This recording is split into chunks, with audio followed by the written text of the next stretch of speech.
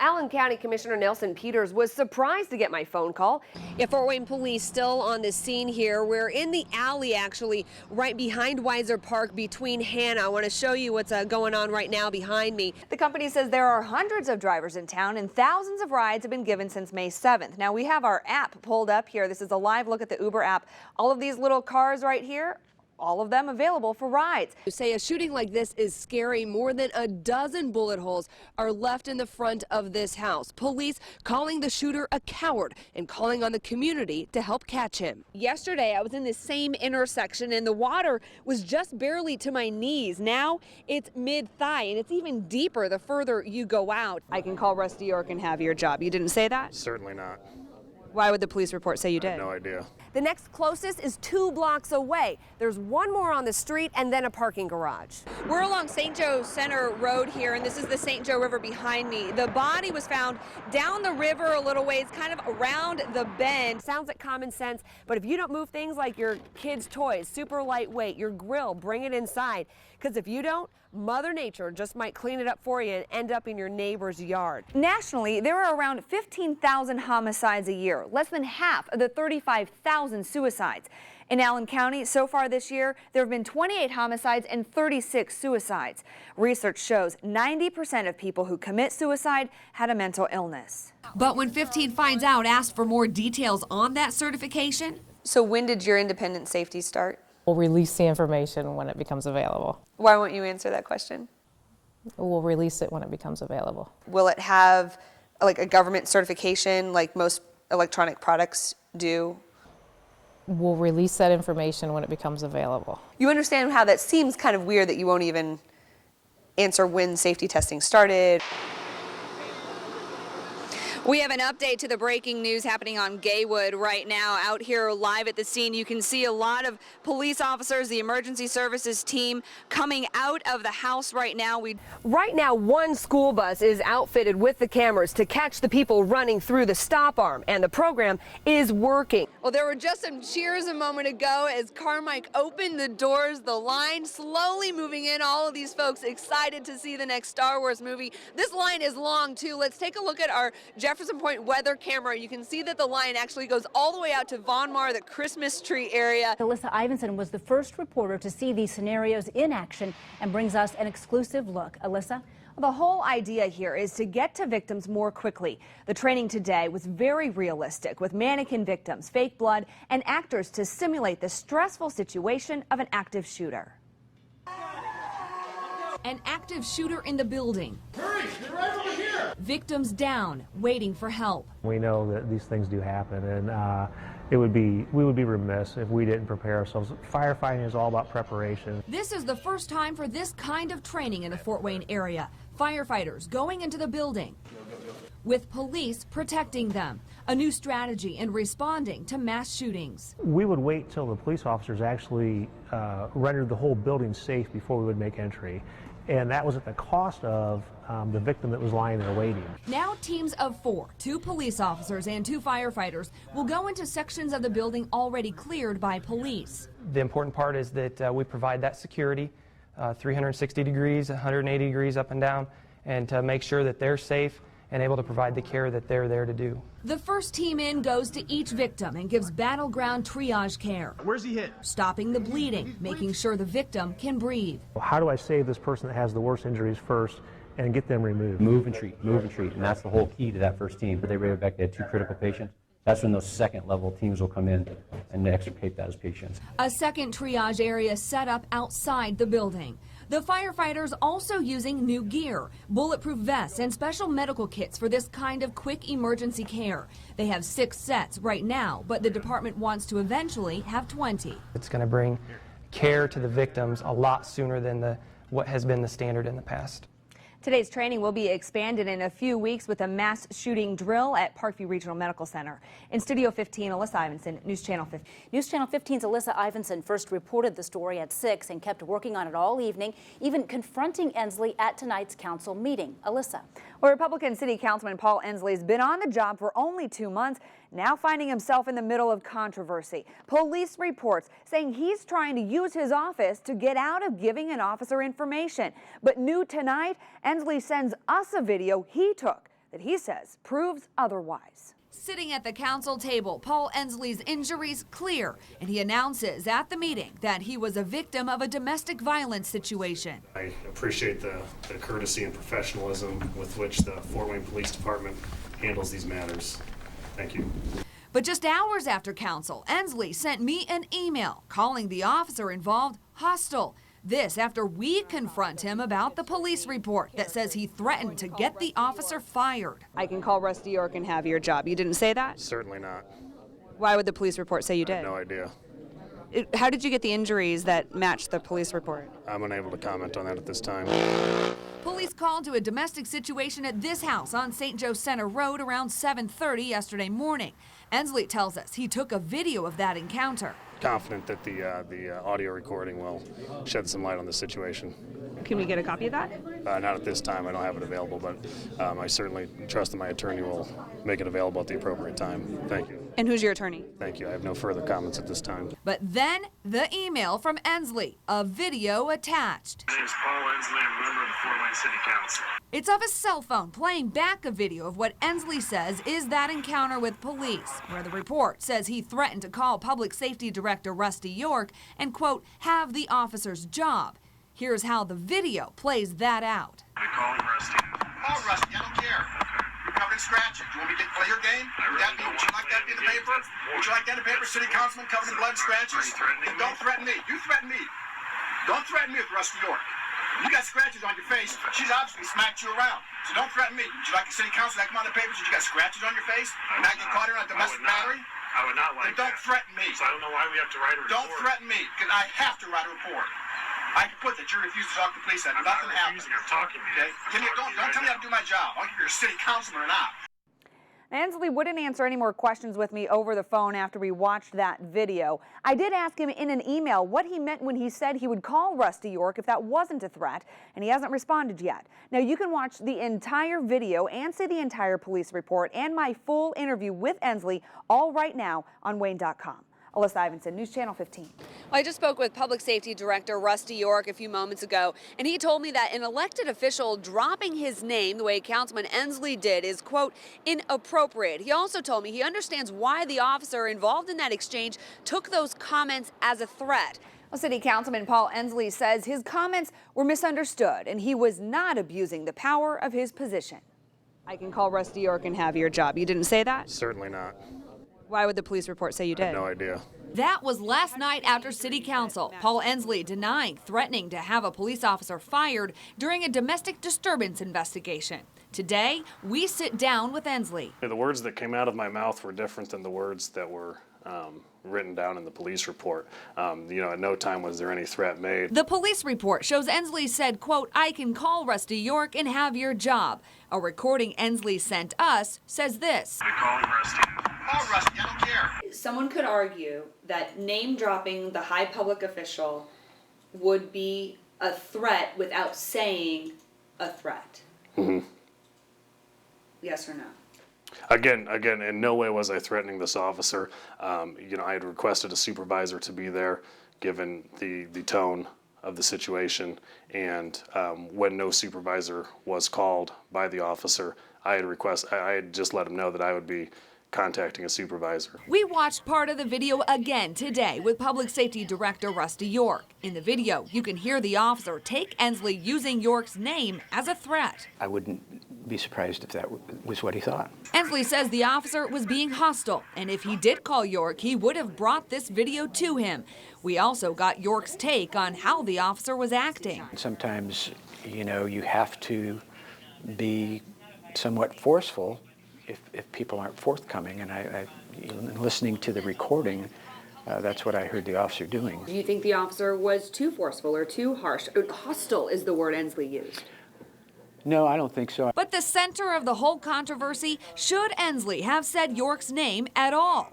For a public official, I don't think that's very appropriate. I think that was bad judgment. It is not appropriate to try to use your position in any way to finagle out of a situation in which you may be interrogated and maybe asked for information.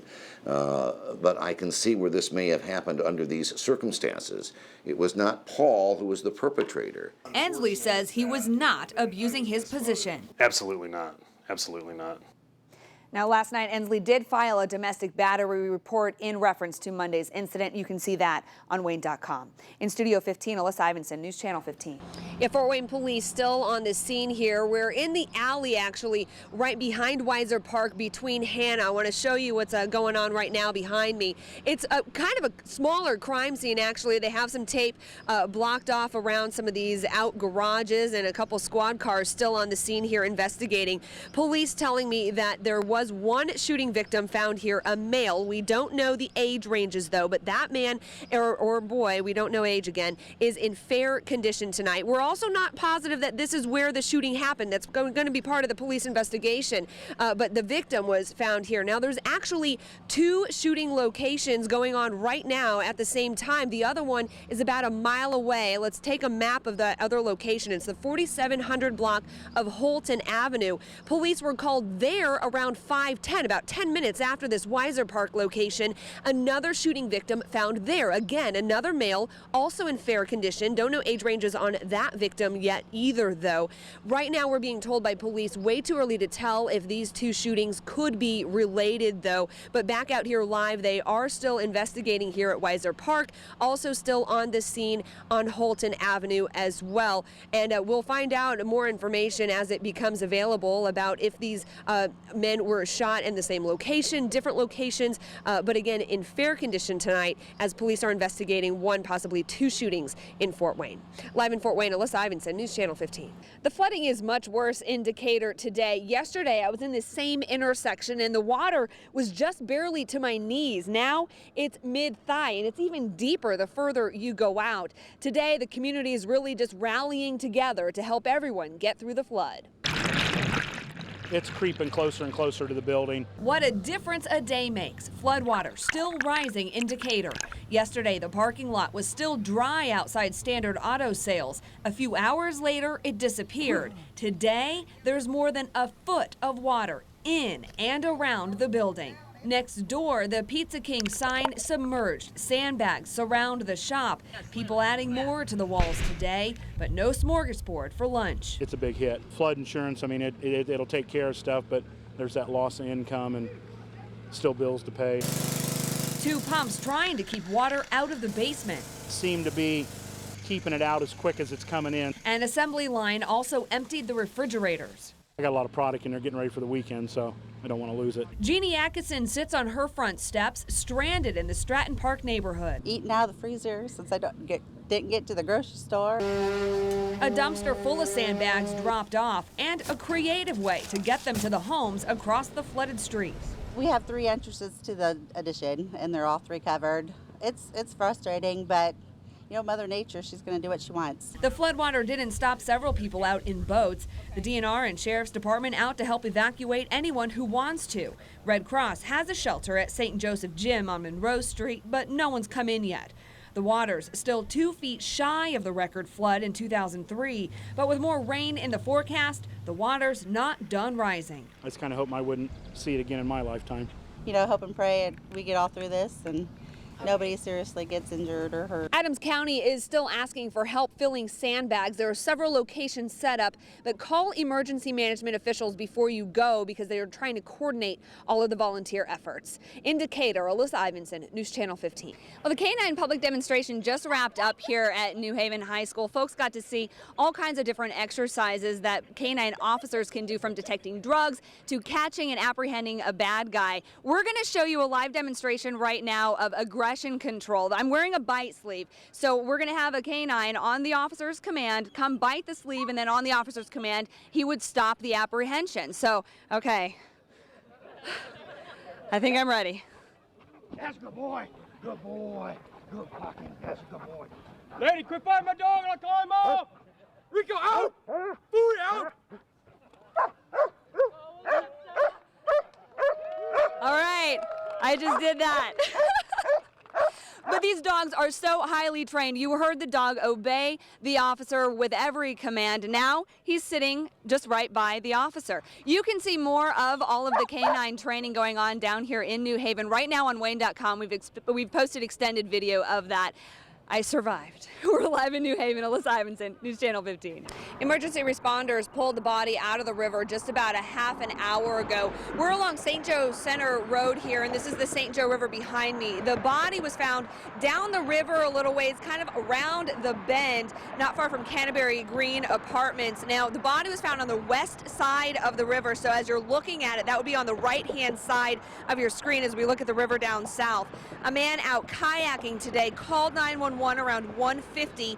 He reported seeing a decomposing body stuck in a log jam, but he was a little confused about exactly where he was on the river. It took fire rescue water teams about half an hour to find the body. Now, I did just talk with someone from the coroner's office. I have confirmed that the body is that of an adult male and that the body is pretty badly decomposed. It's unclear how long the man has been in the river or why he was in the river, but I am told it might take a while to get an identification. We have learned an autopsy is scheduled for tomorrow morning, and then the coroner will release more information about the man. But again, that could take a while to get an identification. Again, we're alive along the St. Joe River where a kayaker found a body earlier this afternoon, and an autopsy is scheduled for tomorrow. We will update this story as we do learn more details, but that is what we know so far. We're live in Fort Wayne. Alyssa Ivanson, News Channel 15. Well, there were just some cheers a moment ago as Carmike opened the doors, the line slowly moving in, all of these folks excited to see the next Star Wars movie.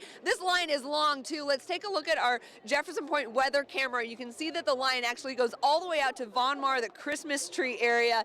But we've got tons of folks out here in costume, and we even have droids. We've got R2. R2, are you excited for the new movie?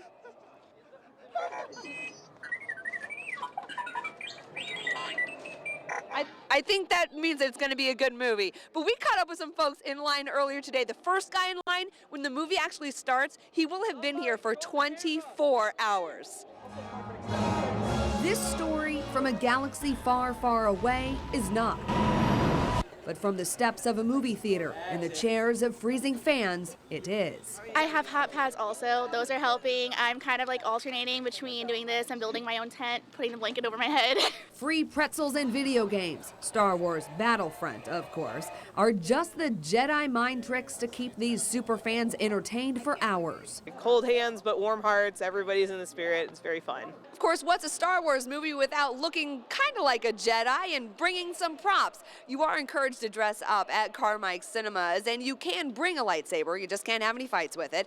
And when you come inside, for security reasons, they will check all of the costumes, and you have to put the lightsabers away. I knew before too long some people would show up. First in line, Adam Kaplan set up shop at 7 last night, and he was right. Alone long, he was not. Well, they were late. They didn't get here till about 5:30 in the morning today. They may not be the droids you're looking for, but they're new friends found by the Force. That's what these movies are really about. It's not just a movie. It's something that brings a bunch of different people together from all walks of life. Doesn't matter who you are, where you're from.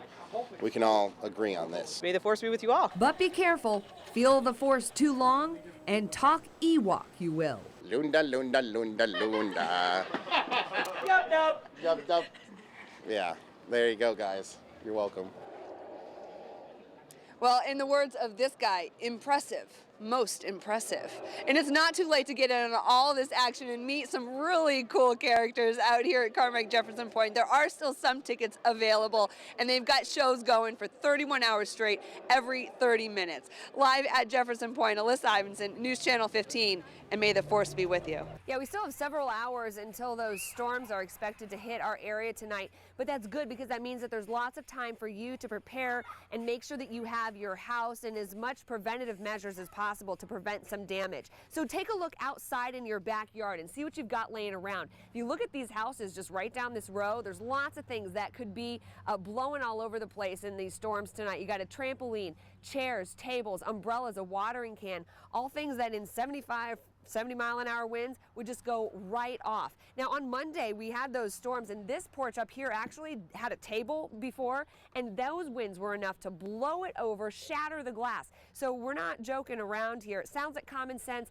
but if you don't move things like your kids' toys, super lightweight, your grill, bring it inside, Because if you don't, Mother Nature just might clean it up for you and end up in your neighbor's yard. Now, some other things you can do to prepare before the storms come tonight. Charge up your cell phones, other electronic devices. That way, your WANE weather app, you can watch the radar on it. You'll be ready to go when those warnings start rolling in tonight. Also have a plan in place so you know where to take shelter. If you've got a basement, go there. If you don't, go to the lowest level possible and as inside as possible. Get as many walls between you and that storm as you can.